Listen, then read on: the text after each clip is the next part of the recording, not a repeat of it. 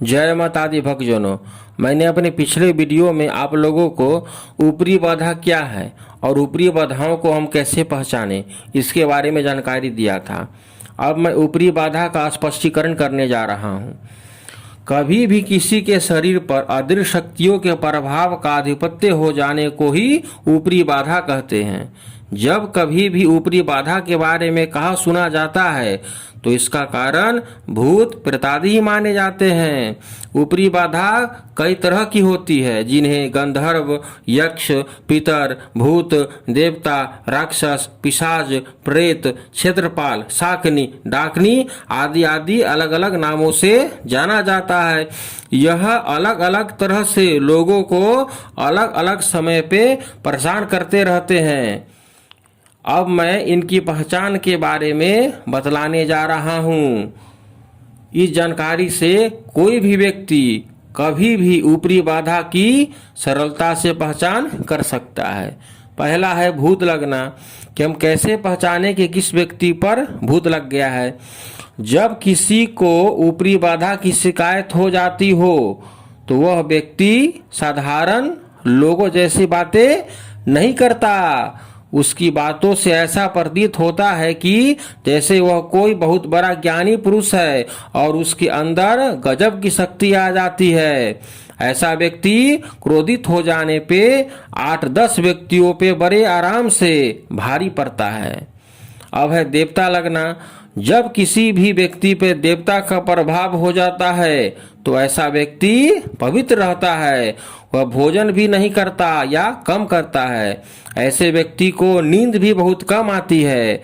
बातें करने पर ऐसा व्यक्ति यदि प्रसन्न हो जाता है तो वरदान देता है। सदैव धूप दीपक जलाए रखता है तथा फूल मिलने पे प्रसन्न रहता है। वह संस्कृत का उच्चारण स्पष्ट रूप से करता है तथा उसकी दृष्टि सदा स्थिर रहती है। अब है पितर लगना। तो पितर व्यक्ति के अपने ही घर परिवार के बड़े बूढ़े होते हैं। इन्हीं की शांति के लिए ही श्राद्ध कर्म किया जाता है। इसके बावजूद भी पितर व्यक्ति विशेष के शरीर पे आ जाते हैं। जब किसी के शरीर पे पितर का प्रभाव हो जाता है तो वह व्यक्ति शांत स्वभाव हो जाता है। वह जब भी कपड़े पहनेगा तो शरीर के बाएं भाग को पहले वस्त्र में प्रवेश करेगा। ऐसा व्यक्ति मिठाई, तिल, गुड़ एवं मांस आदि खूब खाएगा। सदैव खीर खाने के आदेश देगा और बहुत प्रसन्नता के साथ खीर को खाएगा। अब है नाग लगना।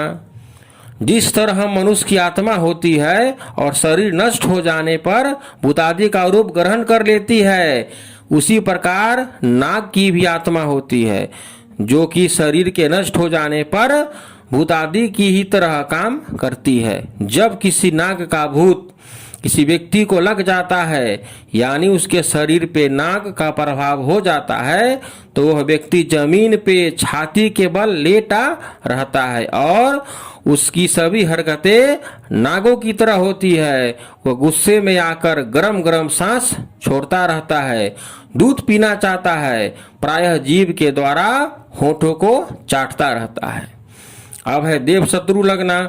जब किसी व्यक्ति के शरीर पे देवताओं के शत्रु के प्रभाव हो जाता है तब उस व्यक्ति को बहुत अधिक पसीना आता है। उसे डर नहीं लगता। उसे कितना भी कुछ खिला दो फिर भी वह भूखा ही रहता है, यानी उसे हमेशा खाने को चाहिए।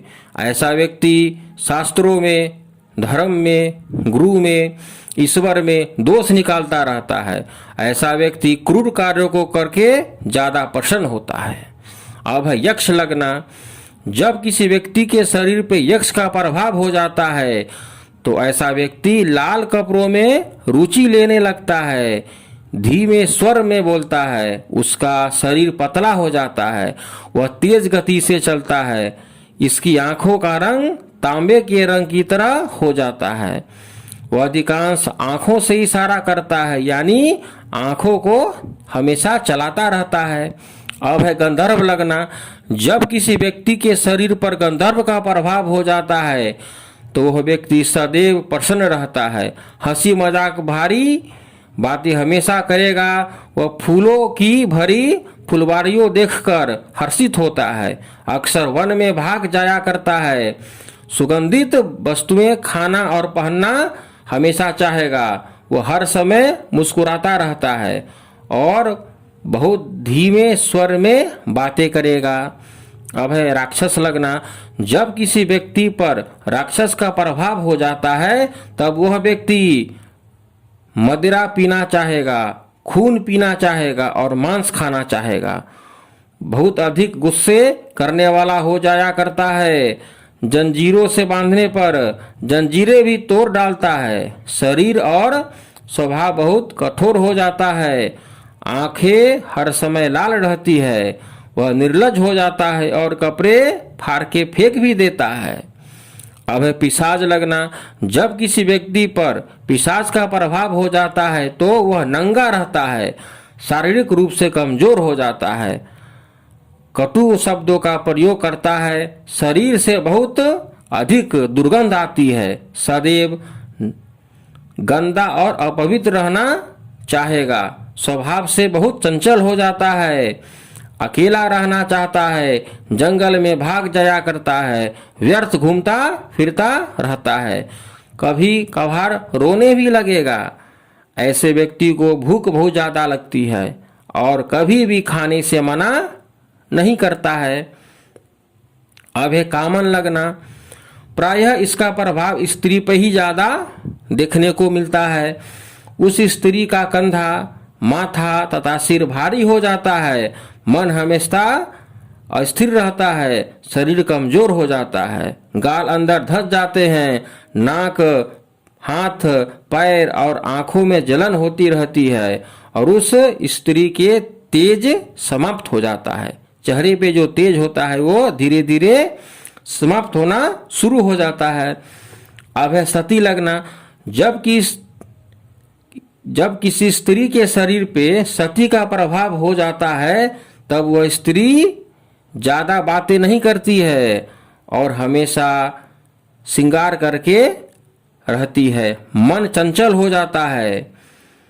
जब भी उससे बातें करोगे तो सती प्रथा के पक्ष की बातों से प्रसन्न हो जाया करती है। प्रायः शब्दोच्चारण नहीं करती है, लेकिन जब कभी भी बोलती है तो आशीर्वाद तथा वरदान देगी। सदैव नहा धोकर पवित्र बनी रहती है, धूप दीप किया करती है हमेशा। अब है शाकनी लगना। ऊपरी बाधा में शाकनी और डाकनी का बहुत बड़ा स्थान है। जब इसका प्रभाव किसी स्त्री पे हो जाता है तो उस स्त्री के सारे शरीर में दर्द बना रहता है, आंखों में बहुत अधिक कष्ट होता है और अक्सर वह बेसुध भी हो जाया करती है। शरीर पीपल के सूखे पत्तों की तरह कांपता रहता है। वह चीखती चिल्लाती या रोने लगती है। खाना खाने को मन नहीं करता है। अब जो है क्षेत्रपाल लगना। क्षेत्रपाल, जब किसी व्यक्ति पर क्षेत्रपाल का प्रभाव हो जाता है तो वह व्यक्ति राख का तिलक करता है, शमशान की राख से प्रसन्न होता है, बहुत बुरे डरावने और अशोभनीय सपने आते रहते हैं, सदा पेट में दर्द होता है तथा शरीर का प्रत्येक जोड़ दर्द करता है, मन हमेशा अस्थिर बना रहता है। अब है ब्रह्म राक्षस लगना। जब किसी व्यक्ति पर ब्रह्म राक्षस का प्रभाव हो जाता है तो वह व्यक्ति पीड़ा से गिर पड़ा रहता है। वह यह समझता है कि अब मैं मर जाऊंगा, लेकिन मर भी नहीं पाता। ऐसा व्यक्ति सभी तीर्थ स्थलों और पवित्र कार्यों के करने वालों के विरोध में बोलता रहता है, अपने आप को सबसे बड़ा ज्ञानी मान बैठता है। अब है प्रेत लगना। जब किसी व्यक्ति पर प्रेत का प्रभाव हो जाता है तो वह व्यक्ति चीखना चिल्लाना शुरू कर देता है, रोना और इधर उधर भागना फिरना शुरू कर देता है, शरीर तेजी से कांपता रहता है, कुछ भी खाता पीता नहीं है, सांस बहुत तेज तेज आवाज में लेता है, कठोर वचनों को बोलता है और किसी का कहना नहीं मानता। अब मैं आप लोगों को बताने जा रहा हूं कि अदृश्य शक्तियां कहाँ रहती है। जैसा आप लोग जानते हैं, समस्त शरीरधारियों के लिए सूर्य की रोशनी जीवनदायक तो है, लेकिन कोई भी ऊपरी शक्ति आदि सूर्य की रोशनी में नहीं रह सकती, क्योंकि सूर्य की रोशनी उनके लिए विनाशकारक होती है। इसी कारण वे शक्तियां ऐसे जगहों पर रहना पसंद करती है जहां पे सूर्य की रोशनी न हो एवं न पहुंच सके। वैसे भी अदृश्य शक्तियों के लिए रात का समय अच्छा माना गया है। अंधकार से भरी गहरी रात उनके लिए सर्वश्रेष्ठ होती है। ये ऊपरी शक्तियां किसी भी तरह के प्रकाश में नहीं रह सकती है। इसके बावजूद भी इन शक्तियों का अस्तित्व तो बना ही रहता है। अब मैं आपको बतलाने जा रहा हूं कि ये अदृश्य शक्तियां किस किस चीज पे निवास करती है। पहला है बरगद का वृक्ष। अदृश्य शक्तियों को बरगद का वृक्ष सबसे प्रिय होता है, क्योंकि सभी वृक्षों में यही ऐसा वृक्ष होता है जो बहुत घना होता है।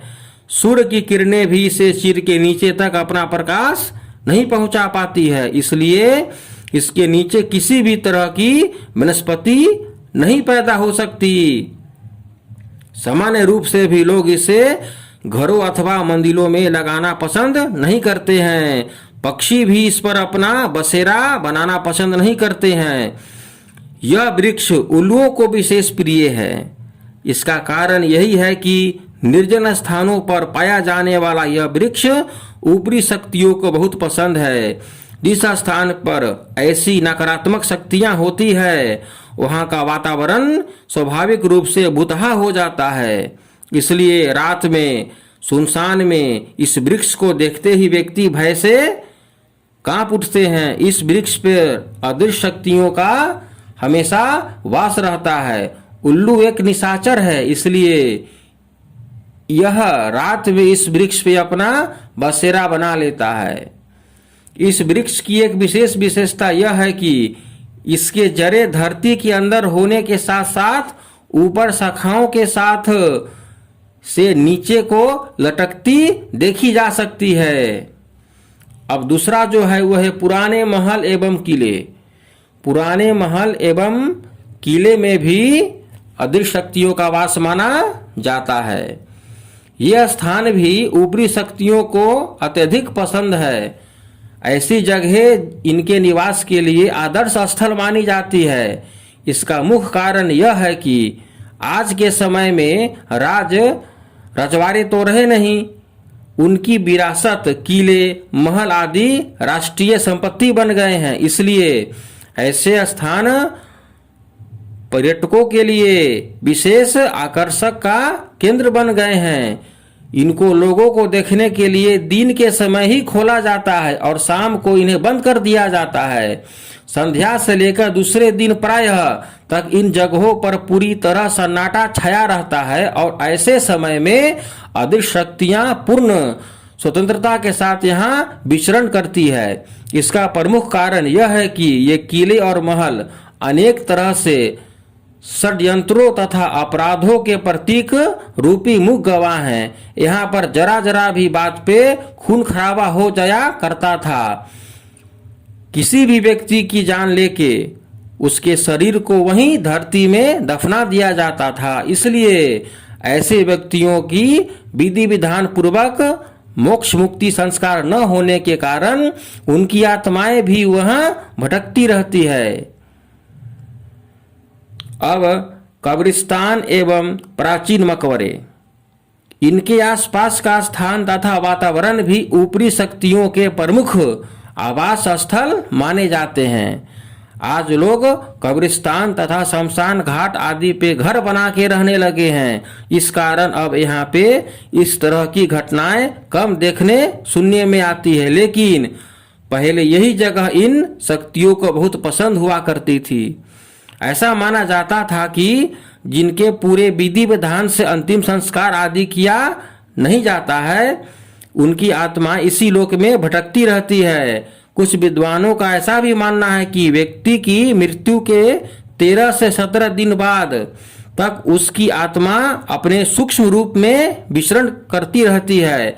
ऐसा भी माना जाता है कि जिन व्यक्तियों की मोक्ष मुक्ति नहीं होती अथवा मोक्ष मुक्ति के बाद भी जो प्रेतात्माएं अपने लोक को नहीं लौट जाती, वे शमशान घाट के आसपास पीपल आदि के वृक्षों पे अपना बसेरा बना लेती है। इसी कारण रात के समय वहां पे वातावरण डरावना बना रहता है। अब जो है पीर मजार एक ऐसी जगह है जहां अदृश्य शक्तियों का वास बहुत माना गया है। पीर मजार के आसपास भी अदृश्य शक्तियों का वास होता है। पीरों की मजारों एवं मकबरों को बहुत पवित्र माना जाता है। एक तरह से यह पीर ईश्वर के दूत माने जाते हैं। ऐसा माना जाता है कि सीधे ईश्वर से कुछ मांगने की जगह पर यदि इन पीरों से मांगा जाए तो हमारी मनोकामनाओं को तुरंत ये पूर्ण कर देते हैं, उसे कष्टों से भी शीघ्र ही मुक्ति दिला देती है।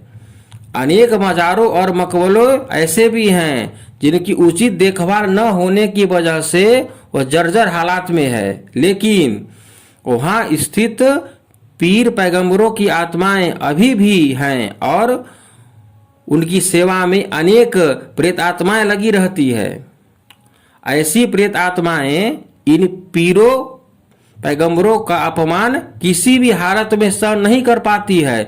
जब भी कोई बच्चा या बड़ा अनजाने में अथवा भूल से इन जगहों के आसपास मलमूत्र का त्याग करता है या गंदगी फैलाता है तो पीर पैगंबरों की सेवा में लगी ये शक्तियां क्रोधित हो उस व्यक्ति को उसके कृत्य का दंड देने के लिए वायु रूप में उसके अंदर प्रवेश कर जाती है।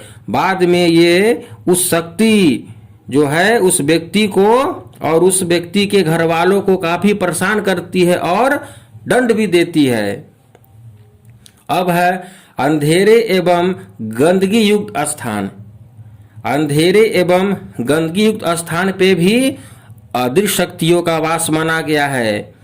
कोई भी अदृश्य शक्ति रोशनी उजालों में नहीं रह सकती है। विशेष रूप में दिन के उजालों में इनका नाश होता है। इसलिए ये ऐसे जगह तलाशती है जहां की दिन में भी सूर्य की रोशनी नहीं पहुंच पाती हो। यहाँ पर रहने वाली ये अदृश्य शक्तियां वैसे तो किसी का अहित नहीं करती, लेकिन वहां पर किसी की उपस्थिति भी सहन नहीं कर पाती है। यदि ऐसी जगह पर कोई रहने आ जाता है तो उसके द्वारा की जाने वाली रोशनी से इन्हें असुविधा होती है। इसी वजह से वहां निवास करने वालों को ये डरा कर भयभीत करके वहां से भगा देने पर मजबूर कर देती है। तो आज मैंने आपको अदृश्य शक्तियों के निवास के बारे में जानकारी दिया। अब मैं आने वाले वीडियो में आपको यह जानकारी दूंगा कि इन प्रेत आत्माओं से हम कैसे बचें और अपने परिवार को कैसे इस अदृश्य शक्तियों से सुरक्षित रख सकते हैं। जय माता दी।